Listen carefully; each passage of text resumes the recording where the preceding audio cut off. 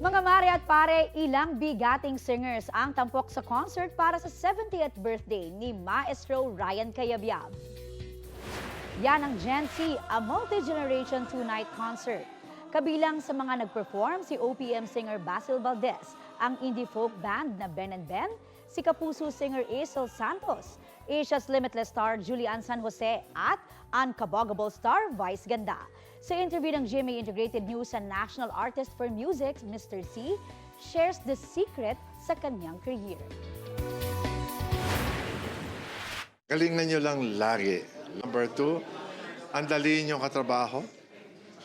Walang magko-complain about you. Number 3, professional kayo. Hindi kayo nalilate. At lagi nyo pinapakita yung enthusiasm nyo na parang, I love this job.